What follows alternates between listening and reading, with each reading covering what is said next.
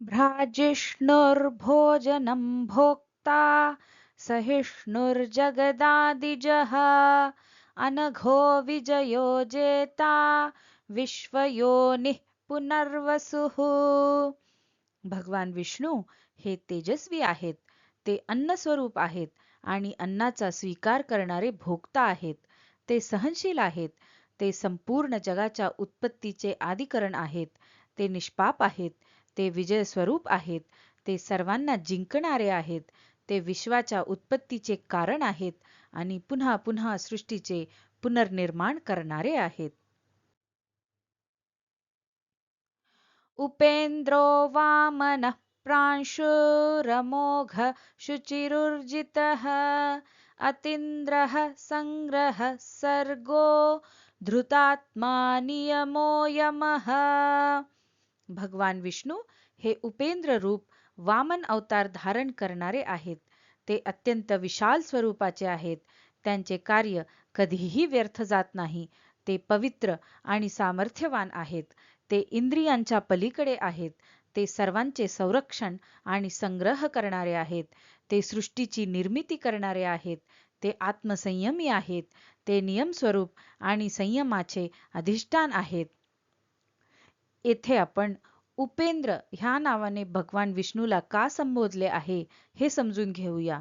देवमाता अदिती आणि ऋषी कश्यप यांना झालेला पुत्र वामन होते.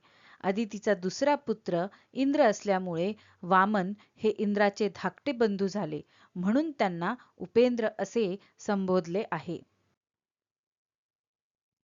वेद्यो वेद्यः सदा योगी विरहामाधवो मधुः अतीन्द्रियो महामायो महोत्साहो महाबलः.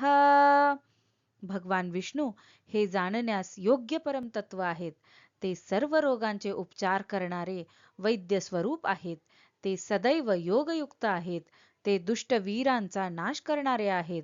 ते माधव आहेत आणि मधुर स्वरूप आहेत. ते इंद्रियांच्या पलीकडे आहेत. ते महान माया शक्तीचे अधिपती आहेत. ते महान उत्साहाने युक्त आहेत आणि अपार सामर्थ्यवान आहेत. महाबुद्धिर्महावीर्यो महाशक्तिर्महाद्युतिः अनिर्देश्य वपुः श्रीमान मेयात्मा महाद्रिधृक्. भगवान विष्णू हे महान बुद्धीचे स्वरूप आहेत. ते महान पराक्रमाने युक्त आहेत. ते अनंत शक्तीचे धनी आहेत. ते महान तेजस्वी आहेत. त्यांचे स्वरूप वर्णन करण्यापलीकडचे आहे. ते श्री संपन्न आहेत. त्यांचे आत्मस्वरूप अमर्याद आहे आणि ते महान पर्वत धारण करणारे आहेत. महेश्वासो महीभर्ता श्रीनिवास सतां गतिः अनिरुद्धः सुरानंदो गोविंदो गोविदांपतिः. भगवान विष्णू हे महान धनुष्य धारण करणारे आहेत. ते पृथ्वीचे पालन करते आहेत. ते श्री लक्ष्मीचे निवासस्थान आहेत. ते सज्जन आणि सत्पुरुषांचे अंतिम आश्रय आहेत. ते अनिरुद्ध स्वरूप आहेत. ते देवतांना आनंद देणारे आहेत. ते गोविंद आहेत आणि ज्ञान प्राप्त केलेल्या विद्वानांचे स्वामी आहेत.